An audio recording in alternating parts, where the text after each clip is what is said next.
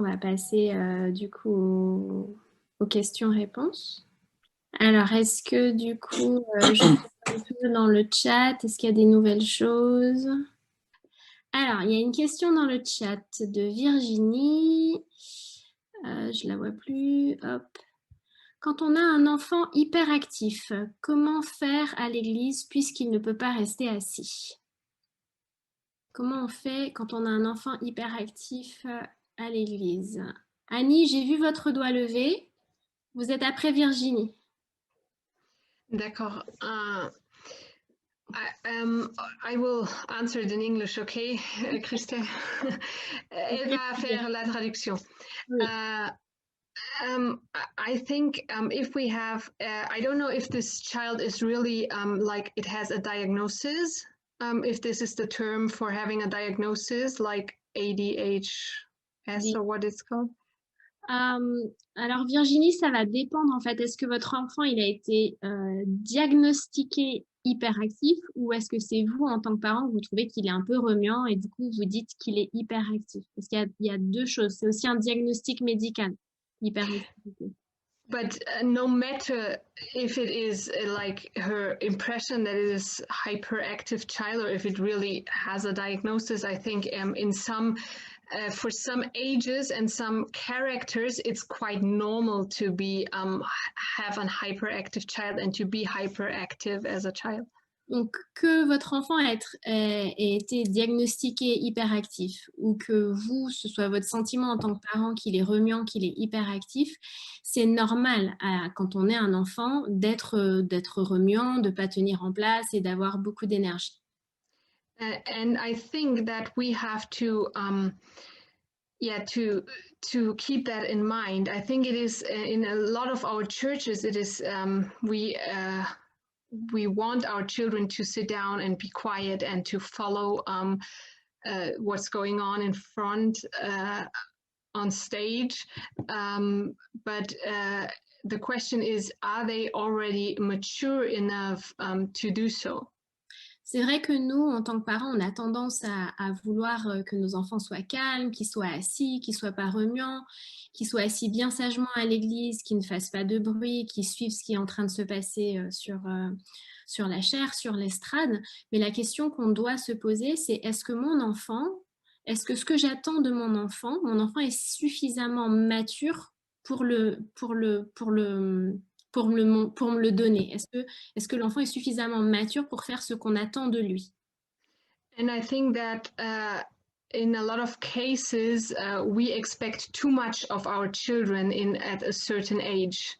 Et dans beaucoup de cas, on en demande beaucoup trop à nos enfants pour l'âge qu'ils ont.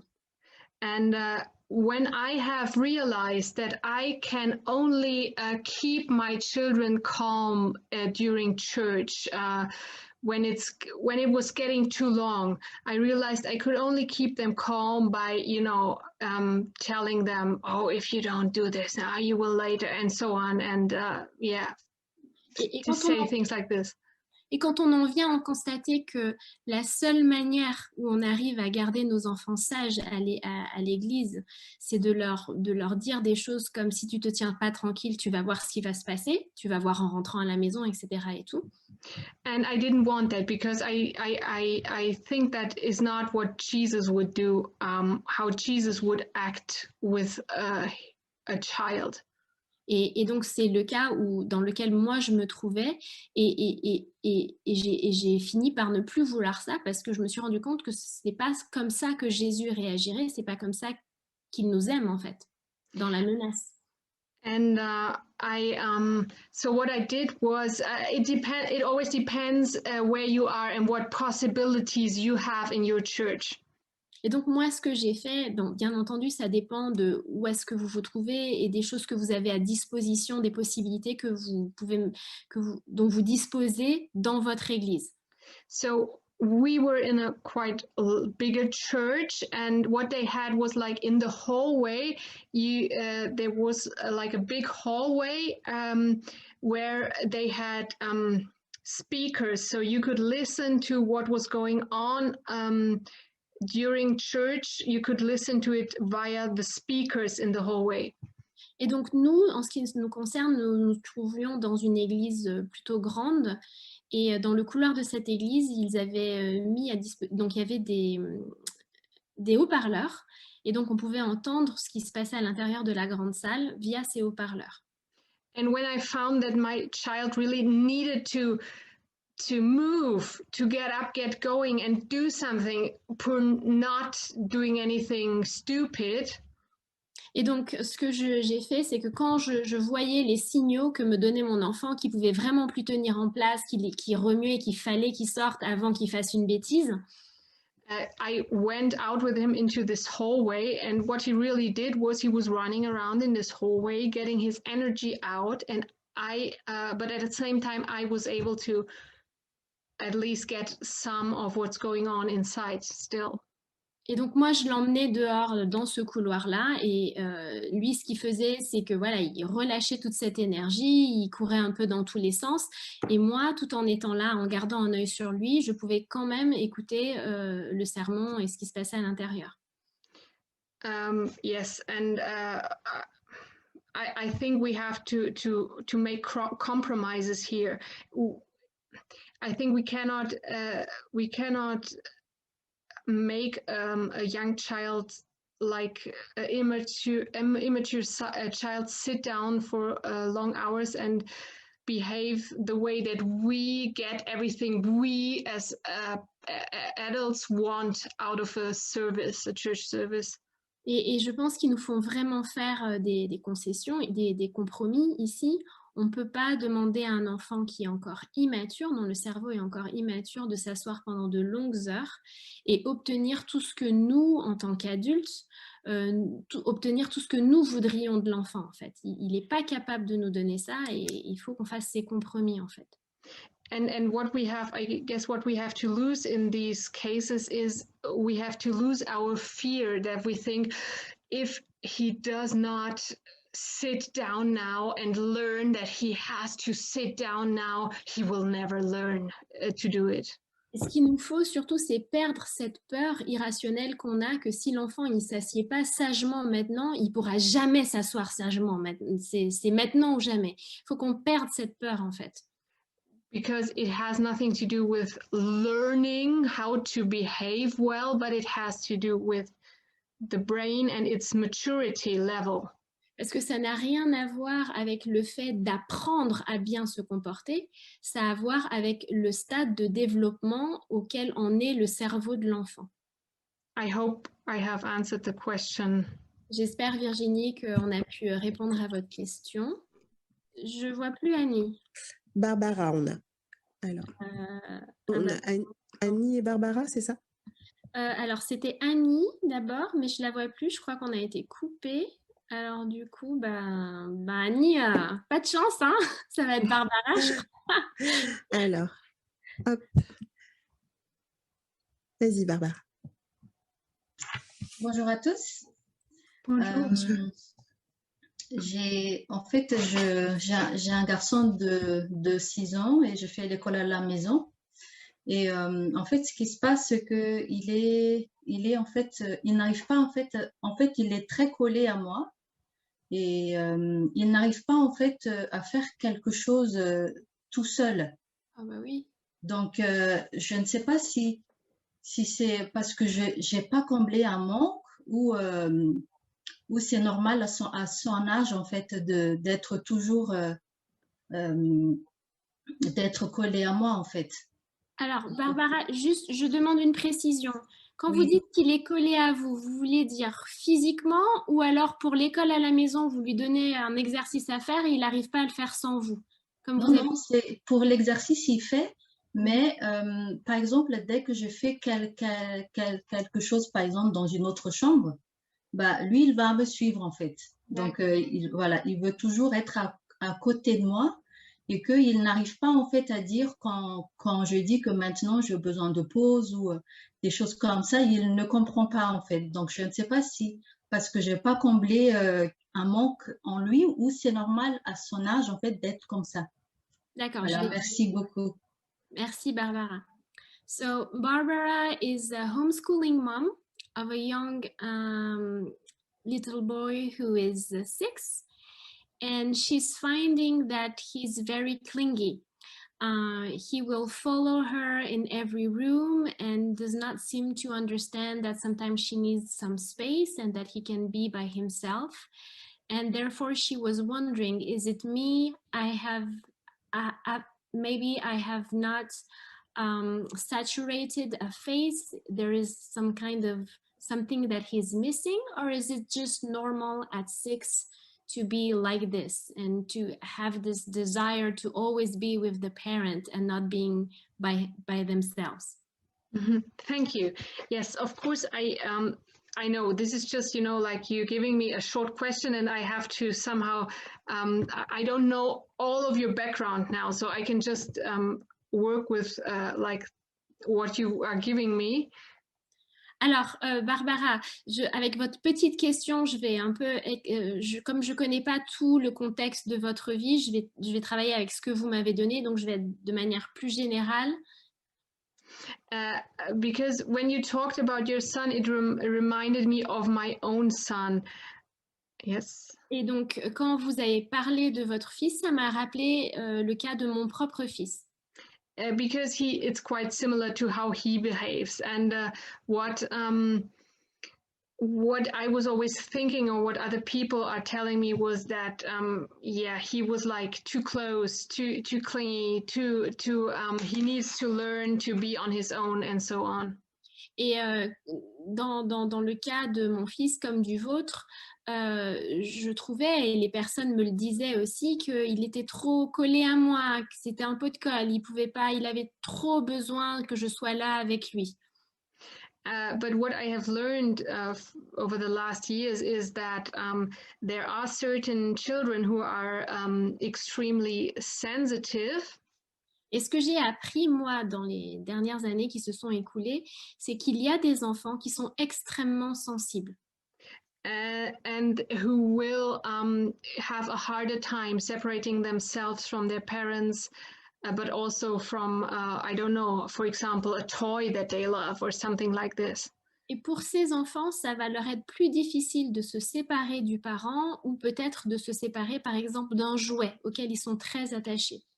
And during the age of 5 to 7, there is like a special phase where the brain is once again, yeah, it's like there's a lot of change going on inside of the brain.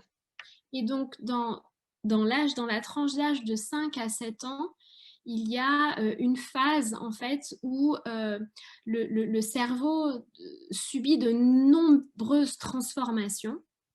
And even, for example, as for my son, it has been already a bit easier for him to separate himself from myself, and it's now going back to being with me all the time. Et donc, dans le cas de mon fils, par exemple, il y a eu un moment où c'était plus facile pour lui de se séparer de moi. Et maintenant, on retourne dans une phase où il a à nouveau besoin d'être constamment avec moi. And I don't know for France, but in Germany, this is like the age between 5 and 7 where school starts. Et donc, je ne sais pas ce qu'il en est en France, mais ici en Allemagne, de la période de 5 à 7 ans, c'est là où l'école commence en fait. C'est l'âge auquel on met nos enfants à l'école. And it is so we have this term that is the special time of each child when school starts, that they are a bit going crazy somehow. Et donc, on a ce concept en Allemagne où on sait que les enfants, quand ils approchent de cette période où on va les mettre à l'école, ils perdent un peu les pédales, ils sont un peu tout fous. And what I have found for extremely sensitive children is that they are starting to really look for their safe space, for their safe place. And this place of safety is most of the times their parents, and especially the mother.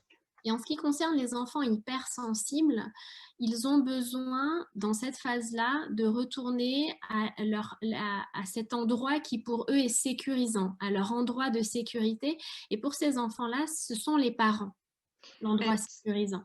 And what I want to say is that I think that for this kind of children, it is normal to behave like that. And we just need the patience and yeah, the love to stick with them through that phase, and then it will become better and better on its own.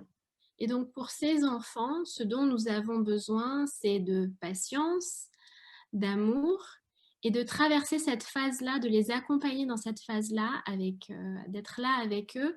Et une autre phase, quand cette phase sera passée, il y en aura une autre, en fait. Mais ils ont besoin de notre accompagnement avec la patience et l'amour pendant cette phase où ils ont besoin d'être avec nous. And what I found hardest in these, or what I find most the hardest thing, is the others that are telling you that your child is not right as it is, and that your child has to learn now this to be separated, and so on. Et le plus dur que moi je trouve dans cette phase, c'est les autres, en fait. C'est les autres qui regardent votre enfant et qui vous disent « c'est pas normal, il faut qu'il soit séparé de toi, il devrait pas se comporter comme ça, etc. » En fait, c'est ça le plus dur. C'est le regard des autres et les paroles des autres. I hope this helps. Voilà, Barbara, on espère que ça peut vous donner de l'aide. Merci pour la question. On a Jean-Daniel qui... Ah non, c'était Annie. Ah pardon. Annie, pardon. Donc, Annie, ah oui, c'est Annie Gabali, c'est ça? Oui. D'accord, j'active son micro. Allez-y, Annie. On m'entend? Oui, on vous entend, Annie. Oui. OK. Je ne voudrais pas poser une question à proprement parler, simplement dire merci, venez raisonner pour cette émission, ces émissions, parce que c'est la deuxième, parce qu'il y a quelque chose, je pense, qui est vraiment important pour notre salut. Nous parlons aujourd'hui beaucoup des enfants et nous faisons abstraction de nous. Et avec le temps, j'ai appris à voir qu'on apprend avec les enfants, en grandissant avec les enfants. Parce que nous voyons actuellement à l'Église, l'exemple qu'elle a pris est vraiment très, très intéressant, parce que c'est le résultat de 50, 60, 30 ans, peut-être même 80 ans, de choses que nous n'avons pas compris quand nous étions enfants ou que nous ne voulions pas mettre en pratique. Et nous voyons que si nous n'acceptons pas de voir nos enfants comme Dieu les voit, nous ne verrons pas non plus le salut. Parce que ce que nous transmettons aux autres, c'est ce que Dieu a transformé en nous. Et ces transformations ne sont pas faciles. Ce sont des coups que nous prenons. Ce sont des choses qu'on nous a apprises à travers différentes étapes de la vie, différentes façons de voir la vie. Et ça, j'ai appris très tard avec l'école, pour les formations. Mais je veux dire que pour nous, c'est quelque chose, ce sont des choses vraiment, vraiment, vraiment importantes. Je peux dire maintenant, je suis grand-mère, je ne suis pas mère, mais en tant que grand-mère, je vais essayer de rattraper un petit peu ce qu'on a fait comme grand-mère. Je ne suis pas encore grand-mère non plus, mais parce que c'est vraiment quelque chose qu'on a du mal à accepter. On est tellement empreint de ce qu'on a reçu qu'on a du mal à accepter celui-là. Souvent, on dit, oh, c'est pas grave, hein, on va faire avec, on va essayer de comprendre. Et on fait beaucoup de mal aux enfants. Et en faisant du mal comme ça aux enfants, on fait du mal à Dieu. Parce que Dieu nous regarde comme ses enfants. Il ne faut pas qu'on oublie ça. Et que même maintenant, je vous dis, j'ai encore du travail à faire. Donc là, on parle aux jeunes mamans qui ont des enfants, c'est difficile. Mais vous allez voir en grandissant, chez nous, on dit petits enfants, petits problèmes, les grands problèmes. Les problèmes ne vont pas se résoudre comme ça. Les enfants vont se marier et ils vont continuer le cycle de la vie. Et c'est quelque chose que nous devons prendre en compte maintenant par rapport au royaume des cieux, par rapport à ce que nous apprendrons. Parce que nous voyons dans quel état sont nos églises. Des fois, les gens s'étonnent dans les groupes, je parle d'églises nous-mêmes, des petits groupes de personnes qui se retrouvent pour discuter de la parole de Dieu. Nous sommes empreints de tout cela et c'est ça qui fait justement le clan. Les clans et les façons que nous avons d'appréhender les autres. Et ce sont des choses qu'il faut vraiment que nous mettions en pratique maintenant, au moment où on les a, en tout cas, essayer, parce que c'est vraiment pas facile, c'est une lutte permanente. Et on a de la chance d'avoir des enfants autour de nous, même si ce ne sont pas les nôtres. Il ne faut pas oublier que nous sommes les parents des enfants des autres et que nous en avons besoin si nous allons aller au salut. On n'ira pas au salut avec tout ce qu'on a dans la tête. Ça, c'est faux. Voilà. Oui, merci. I understood what she said. I just wanted to add two things. I think there's this one, I don't know what's it exactly in English. You will know them, that they are the children of God for when you see the love that they have between one with the other. Oui, Yulia voulait rajouter cette phrase de Jésus qui nous dit « À ceux-ci, tous reconnaîtront que vous êtes mes disciples quand vous vous aimerez les uns les autres, si vous vous aimez les uns les autres. » And I think this is what we need to see in our churches. And sometimes we only apply this to our other adult person next to us, but not to our children. Et c'est ce que nous avons besoin de voir dans nos églises. Et parfois, malheureusement, nous appliquons cette phrase aux autres adultes qui nous entourent et on oublie d'appliquer cette phrase à nos enfants. Yes. Eh bien, merci beaucoup. Alors, il y a Sidonie qui demandait, juste après, que faire pendant les moments de crise, de peur et de hurlement. Je ne sais pas si on n'a pas déjà en quelque part répondu un peu. Alors, les moments de crise, de peur et de hurlement, est-ce que c'est à l'église? Est-ce que c'est à la maison? Je ne suis pas très au clair, Sidonie, sur le contexte de la question. But maybe I can just say in general something about that. Yes, sure. Okay, I think it is always what is important in during these situations is to know that when our child is like having a tantrum, throwing a tantrum. Et donc, pour répondre de façon générale à cette question, peu importe le contexte, de façon générale, quand notre enfant fait le cirque ou se met en colère et fait une crise, it is not, you can say it is not in his right mind. His brain is only in alarm stages. It is only alarmed. There is there's no logical thinking or anything else. Il faut savoir que votre enfant, lorsqu'il pique une crise, il n'est pas dans son état normal, en fait. Son cerveau est en état d'alarme et il n'a pas les moyens pour outrepasser ça. D'accord? Il ne peut pas gérer plusieurs choses en même temps. So it will not help to kind of tell him, well, but it wasn't, whatever it was, it's not that hard, it's not that important, calm down, come on, it's not don't make such a fuss or something. Et donc, ça ne va pas aider si vous tentez de minimiser la situation en lui disant « mais non, mais c'est pas grave, c'est pas si grave que ça, calme-toi, etc. » Ça ne va pas aider.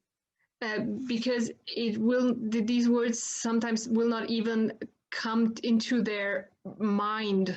Parce que ces mots que vous allez les dire, parfois, ils ne vont même pas les entendre. Ils ne vont même pas rentrer dans le cerveau, en fait, ces mots-là. And so what we did over the last decades was that we were either like doing some physical punishment to stop that behavior.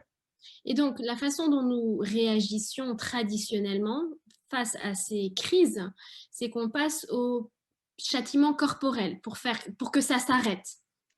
Or we do this separation thing that I talked about, so that we separate the child from ourselves. We say, you now have to go to your room to calm yourself, and yes. Et donc, ou alors, on a recours à la séparation dont je parlais avant, c'est-à-dire qu'on envoie l'enfant dans sa chambre ou au coin jusqu'à ce qu'il se calme. And this will normally help because the child will react then out of fear when it's being hit by us, or if we are separating ourselves from the child. So it will be well behaved afterwards. Out of fear for losing the attachment, for losing the connection with us. Et donc, ces méthodes, elles marchent, entre guillemets, parce que l'enfant réagit par la peur. La peur quand on le frappe, la peur quand il est séparé de nous, parce qu'il a besoin de cet attachement. Donc, en fait, on va obtenir un enfant qui est sage et bien éduqué, parce qu'il aura peur de rompre ce lien d'attachement avec les parents. But the question is now, if we don't want our child to follow us out of fear. Et donc, la question qui se pose, c'est si je ne veux pas que mon enfant m'obéisse et me suive par peur. And I see that, you know, like normally talking or trying to talk sense into them doesn't work. Et si je vois que essayer de le raisonner, de lui parler, ça marche pas à ce moment-là. We have to resort to other methods, and so what is advisable in such a situation is to like find a place with the child that is like where you are at peace, where it's you and the child, just the two of you. Et donc nous devons employer d'autres méthodes. Et l'une de ces méthodes, c'est d'essayer de trouver un endroit calme où seul vous et l'enfant êtes ensemble, un espèce de cocon. Because if you have onlookers in the church or something like this is distracting, not so much for the child, he's in his own world anyway, but also for you, because you might feel pressured to react in a certain way. Parce que si par exemple vous êtes à l'église et que vous avez ou peu importe où vous vous trouvez, et vous avez toutes ces personnes qui sont là, qui sont témoins, qui regardent, ça vous distrait. Ça ne distrait pas tellement l'enfant, parce que lui, l'enfant, il est déjà dans son monde, il est déjà en train d'exploser et tout. Mais vous, en tant que parent, vous sentez la pression des regards sur vous et du qu'en dira-t-on. And then you can just try to help your child calm himself or herself. The most important thing is that you have to be clear inside of you that this is not against you. So don't get upset, don't become upset yourself. Et donc, dans cet endroit calme, vous allez maintenant essayer de calmer votre enfant. Mais ce que vous devez garder en tête, c'est que quand l'enfant il fait cette crise, c'est pas contre vous, c'est pas dirigé contre vous. Donc ne vous mettez pas en colère et ne le prenez pas personnellement parce que ce n'est pas dirigé contre vous. And so for some children, it's helpful if you just place your hand on their back or on their shoulder to let them know I am here, and to have that physical contact. Sometimes you can, after they have calmed down a bit, take them in your arms or something like that. Pour certains enfants, le contact physique est important. Donc, poser une main sur leur épaule ou dans leur dos pour leur faire savoir que vous êtes là avec eux, que vous êtes là pour eux. Quand la crise est passée, quand vous les prenez dans vos bras, ça c'est important. But other children do not want any physical contact when they're in their tantrum. So what you can do is only to be there and to let the child know, I am here for you, and I will be there. I will stay next to you, and when you're feeling better, you let me know. I'm here for you. D'autres enfants n'aiment pas le contact physique quand ils sont dans cet état de crise, et donc la seule chose que vous pouvez lui donner, c'est votre présence. Lui faire savoir que vous êtes là avec lui, que vous êtes là pour lui, et que vous allez être là jusqu'au bout, et que quand ce sera fini, vous serez encore là. And what we often tend to think is that we have to stop that behavior. We have to stop that tantrum because it's not good, it's evil, it's bad. But yeah. Et le réflexe qu'on a souvent, nous en tant que parents, c'est de vouloir arrêter la crise, parce que la crise c'est pas bien. Il faut que ça s'arrête. But what we don't have in mind is that the child, the brain of the child, will be able to adapt itself into the situation, whatever didn't fit, whatever went wrong, after it has gone through this tantrum. And the child starts to cry, and this is the phase of adaptation. Et ce qu'on ne sait pas, ce qu'on ignore, c'est que l'enfant va être capable de s'adapter à la situation qu'il a mis dans cet état-là, cet état de crise en fait. Il va, après avoir explosé, après avoir fait sa crise, il va y avoir une phase de larmes, et c'est la phase d'acceptation, d'adaptation. And so when we are cutting this, when we are stopping by force, by some sort of force, we are stopping this phase of explosion and having a tantrum, the only thing that we are learning our child is to suppress his emotions and his feelings and to harden his heart in the end.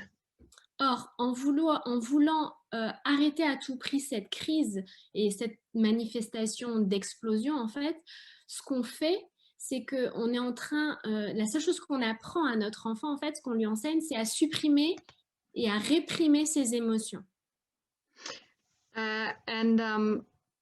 Yes, we are always afraid that this kind of behavior will manifest itself if we are letting it pass, if we are allowing the child to behave like this. Et nous avons souvent peur que ce genre de comportement va devenir une habitude et va rester de façon pérenne si on autorise l'enfant à exprimer cette colère, cette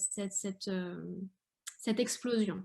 And this is where we have to learn to think in new ways. We have to know that the brain will be able to adapt to accept the situation as it is when the child cries. This is the phase of accepting it.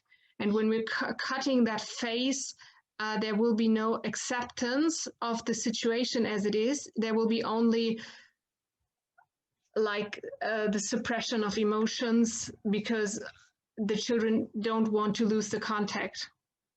Et donc, c'est là que nous avons besoin, nos parents, d'apprendre à penser d'une nouvelle manière et à comprendre qu'après cette phase de crise, comme je le disais, va venir cette phase d'acceptation, cette phase de pleurs, et que si, en utilisant la force, nous stoppons en fait cette manifestation, l'enfant ne va jamais arriver à la phase d'acceptation. Par contre, il va supprimer ses émotions pour rester en lien avec nous, pour ne pas couper l'attachement avec le parent.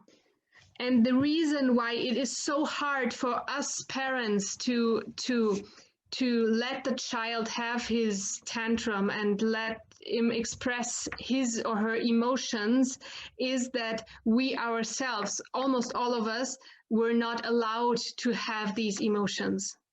Et la raison pour laquelle c'est tellement dur pour nous parents d'accepter d'accepter ces comportements chez nos enfants et d'accepter qu'un enfant pique sa crise, c'est parce que pour la grande majorité d'entre nous, nous n'avons pas été autorisés en tant qu'enfants à avoir ces crises de colère et ces comportements.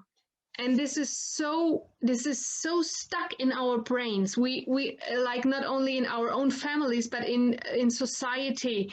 It is an unbehaved or misbehaved child that behaves like that, and the parent has to stop it. And if the parent doesn't stop it, it's like the worst thing you can do. It's like these are not good parents. Et nous sommes tellement imbibés de cette croyance et qui est socioculturelle aussi. C'est-à-dire qu'un enfant qui se comporte comme ça, c'est un enfant qui est mal élevé et le parent se doit d'y mettre un terme. Et nous sommes tellement imbibés de ça qu'on veut à tout prix couper ou mettre un terme à ce genre de comportement. Yes, and this is hard. This is also still hard for me when one of my children is like in their tantrum or is not to think like, oh, what will the others think now? Et c'est difficile, ça l'est pour moi aussi quand l'un de mes enfants aussi pique une crise, se met en colère et tout, de ne pas penser « Ah, qu'est-ce que les autres vont penser de moi ?» Eh bien, merci pour les questions. Merci pour les réponses également. Bon, il reste une dernière main levée et pas mal de questions dans le chat.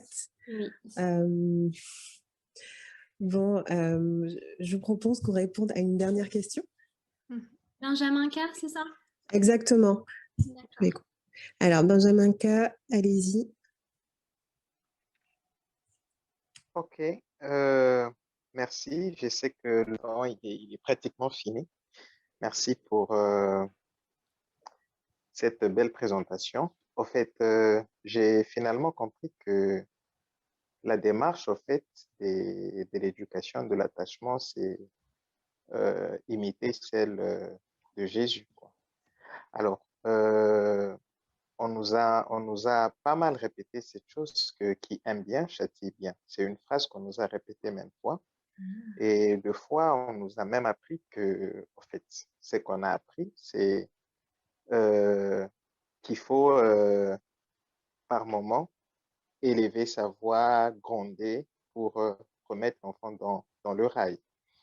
Moi, ma question, c'est juste de savoir quand est-ce qu'il faut le faire. Est-ce que doit-on carrément mettre de côté le fait de gronder, le fait de punir dans notre façon d'éduquer, ou s'il faut garder cette façon de faire, quand est-ce qu'il faut le faire? Merci. Ok. Donc, je vais résumer votre question. Benjamin was telling us that he understands now that attachment has a lot to do with mimicking how Jesus Christ is. And in our French society, we have this saying that goes, it's like a proverb, and I think it's Bible inspired, that says, who loves best will chastise. Like if you love, you have to punish. Mm-hmm. And we were taught that we had to raise our voice, that we have to scold, punish, so that the child will walk into the way, the right way. And so his question was, when, should we altogether banish punishment, scolding, raising your voice? Or is there a time when we can use these tools? What is the way? Yeah, this is not such an easy question, because when I first heard about this or thought about it and read about it, I was like, I cannot accept this. But I really think that using punishments, physical or emotional punishments, no matter which kind of punishment, will not lead us to the results we want. Donc, c'est une question, Benjamin, qui est un peu compliquée. Et moi-même, quand j'ai commencé à découvrir l'attachement, je me suis dit non, je peux pas, c'est pas possible. Mais maintenant, je suis persuadée que lorsque nous avons recours à, on va dire, cette éducation traditionnelle, nous n'allons pas obtenir, par ces méthodes, nous n'allons pas obtenir le résultat auquel nous souhaitons arriver. Because we will always only get the result that our children follow us because of fear of punishment. Le seul résultat que nous allons obtenir, c'est que nos enfants nous suivent ou nous obéissent par peur de la punition. What children learn when we use punishment is a lot of things that we do not want them to learn, because they will learn that the people who, the adults, the people who are hierarchically above myself, the ones that are in the say, who have the say, the ones who have the power, they they may use force. Ce que nos enfants vont apprendre, ce sont des leçons telles que celle-ci. Mes parents ou les personnes qui sont en position hiérarchique supérieure à la mienne, c'est OK pour eux d'utiliser la force sur moi, la contrainte ou la violence. And they will use then, if they have people underneath them, younger siblings, for example, or other children that are not as strong as they are, they will use their force to like put them underneath themselves too. Et conséquemment, par rapport aux personnes qui se trouvent en dessous d'eux dans l'échelle hiérarchique, que ce soit des petits frères ou des petites sœurs ou d'autres personnes dans la société, ils vont à leur tour utiliser la force et la contrainte à l'encontre de ces personnes-là. And they will also learn that it is okay to use violence, it be physical or emotional violence, that it is okay to use this violence to achieve supposedly good things with it. Une autre leçon qu'ils vont en tirer, c'est que l'on peut utiliser et avoir recours à la violence, que ce soit une violence émotionnelle ou une violence physique, si, ou pour de bonnes raisons. Si on a des bonnes raisons, si le jeu en vaut la chandelle, on peut utiliser la violence. And these are all things that I think that Jesus never wanted us to practice or to teach others. Et je suis convaincue que ce sont des choses que Jésus n'a jamais voulu que nous apprenions ou que nous mettions en pratique. And if we think of how he has led people to himself, it was only by example and love. Et si on réfléchit à la façon dont Jésus a attiré les foules à lui, les gens à lui, c'était toujours par l'usage de l'amour et jamais la violence. But of course, we will not, at least I do not arrive at never using punishment or never saying something that goes into the direction of punishment. Mais bien entendu, nous n'arrivons pas, et je n'arrive pas même moi-même à ne jamais élever la voix ou ne jamais... did you say punishment? Yes, well, to say things like, if you don't do this now, or something. Ou ne jamais utiliser des paroles un peu menaçantes en disant, bon, maintenant, si tu n'obéis pas, on n'est pas parfait tout de suite. Yes, it's a process, and it's also hard when I first heard this or thought about this concept of not punishing, because it just leaves you with, well, what am I going to do if I don't punish? Et c'est dur parce qu'effectivement, je me suis retrouvée également c'est un processus, et quand on commence, on se retrouve avec bon, ben, si je ne punis pas, qu'est-ce que je fais? And this is like a long topic I could talk hours about now again. What is behind it is the concept of alpha parenting, which means you are the alpha leaders, you are the parents, you are leading your child. Your child wants orientation, it needs to have orientation from its parents, and it needs guidance. Not punishing does not mean not leading and make some laissez-faire style of education. Et c'est un sujet qui me passionne et je pourrais en parler pendant des heures, mais ça s'appelle la parentalité alpha. C'est-à-dire que vous, parents, vous êtes l'alpha. Vous êtes celui qui montre l'exemple, qui guide l'enfant, qui est son leader. Et ne pas punir par la violence, ça ne veut pas dire ne pas montrer l'exemple et ne pas guider l'enfant. Yes, and when people always hear that you don't punish your children, they think that it's a laissez-faire, but it's not. Et je ne parle pas là d'une éducation laissez-faire, parce que souvent les gens, quand vous leur dites « Ah, je ne punis pas mon enfant », les gens pensent que vous êtes dans le laissez-faire.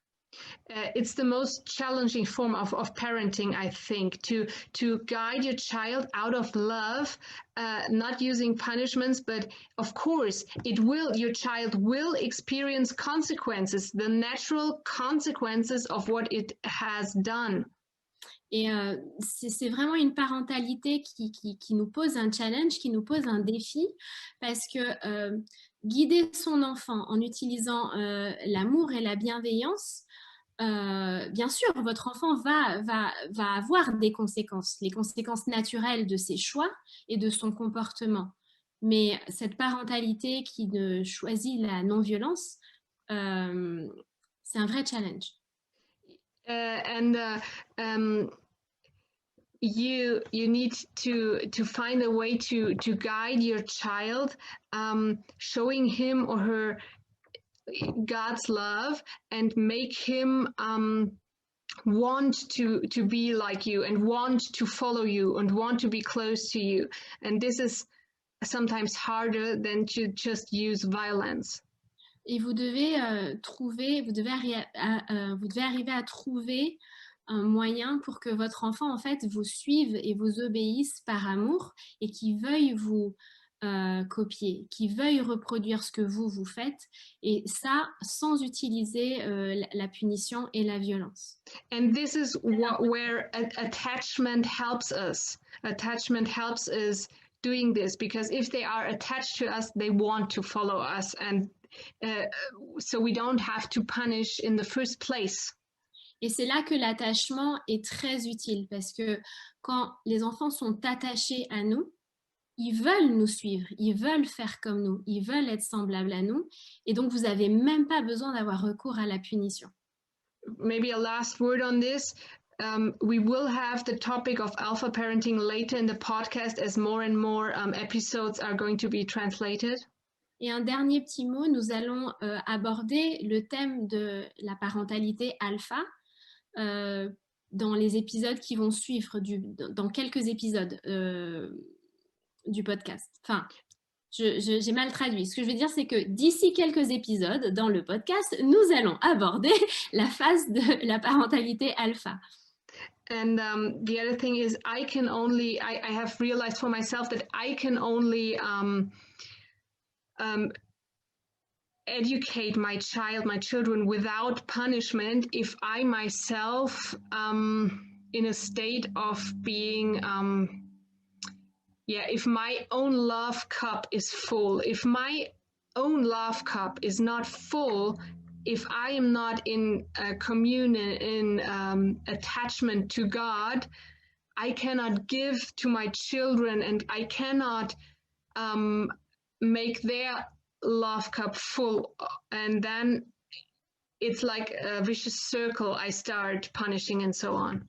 Et ce que moi j'ai compris et ce que je vis dans la relation avec mes enfants, c'est que je ne peux pas leur donner cette parentalité, cette éducation pacifique et rester dans l'attachement si ma propre coupe d'amour n'est pas pleine. J'ai besoin que ma coupe d'amour en tant que parent à moi soit pleine, que Dieu remplisse cette coupe d'amour pour que je puisse donner en fait à mes enfants ce que j'ai reçu. Je ne peux pas donner à mes enfants ce que je ne reçois pas de Dieu ou ce que je ne vais pas chercher à Dieu, on va dire.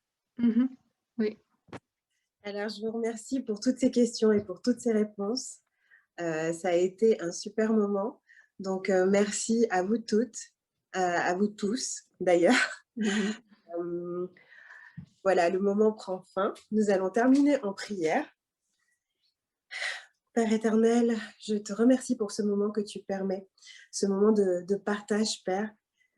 Tu vois toutes les questions qui ont été posées, tu vois les questionnements de chacun, Père. Je te demande de nous accorder ton Saint-Esprit afin que nous sachions comment avancer avec nos enfants, comment les éduquer, Père. Père, montre-nous toutes ces choses, inspire-nous.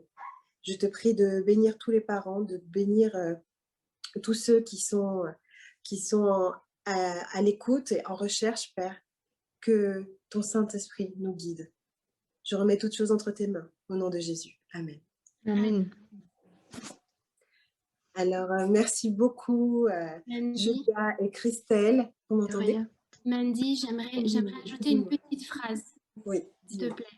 Je ne serai pas longue. C'est juste pour rappeler à tous ceux qui nous écoutent ou ceux qui vont voir cette vidéo, parce qu'on reçoit des questions par mail qui sont très précises parfois et c'est compréhensible. Chaque parent veut en fait une recette pour bien faire.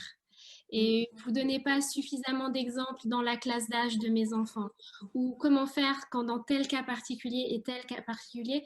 Et honnêtement, on comprend ça parce qu'on est des mamans aussi. Mais le podcast, en fait, vous n'allez pas trouver dans le podcast le mode d'emploi parfait, la recette avec les ingrédients et faites ceci et une petite pincée de cela et pouf, ça va marcher. Considérez le podcast comme une carte routière. On veut tous arriver à la même chose. On veut tous que nos enfants soient épanouis, soient des adultes matures. Maintenant, ce que donne le podcast, c'est cette capacité de vous doter des outils en fait pour analyser la situation. Tu me corriges, Julia, si je me trompe. Ça vous donne les outils pour dire « Ah tiens, là mon enfant, de quoi il a besoin ? Pourquoi il réagit comme ça ?» Et vous, le parent, en fait, ce podcast-là, ça va être votre outil pour arriver à répondre à ces questions-là et trouver à vous une solution qui va être adaptée à votre petit bébé, à votre adolescent, à votre bambin. Vous voyez, c'est une carte routière. Mais pour arriver à l'endroit, il y a plusieurs itinéraires possibles. Et nous, on ne peut pas vous donner l'itinéraire, mais on peut vous dire, voilà, faites attention à ces signes-là, faites attention à ces signes-là, et vous allez en tirer les déductions. C'est pas pour dire d'arrêter d'envoyer des mails, mais c'est juste pour vous dire que si vous êtes frustré parce qu'on vous a pas donné la recette parfaite, c'est parce qu'on l'a pas, parce que Dieu nous a créé des êtres différents. Nous avons des foyers différents, on vient de contextes familiaux différents, avec des histoires différentes. Et donc, on a fait des enfants qui sont tous différents des uns des autres, et on pourrait pas répondre parce que chaque individu est unique, on ne pourrait pas répondre de façon précise à toutes les problématiques. Merci, oui. La carte routière. C'est vrai que beaucoup de questions ont été posées. En tout cas, ne vous inquiétez pas, vous pouvez toujours nous écrire. J'ai laissé l'adresse mail en conversation. Nous aurons, si Dieu le permet, d'autres présentations avec donc votre ministère, avec le ministère Le Lien. N'hésitez pas à aller voir également les podcasts, donc suivre sur YouTube. Donc n'hésitez pas. Voilà, est-ce que vous avez quelque chose à rajouter? Non, c'est bon, on a fini maintenant. Merci beaucoup pour ce moment et nous vous souhaitons une excellente soirée et puis nous vous disons à demain ou à sabbat prochain, si Dieu veut. Que Dieu Que Dieu vous bénisse. Que Dieu vraiment continue de vous guider, le lien. Et voilà, merci pour tout. Merci beaucoup. Merci. Au revoir. Au revoir. Et bonne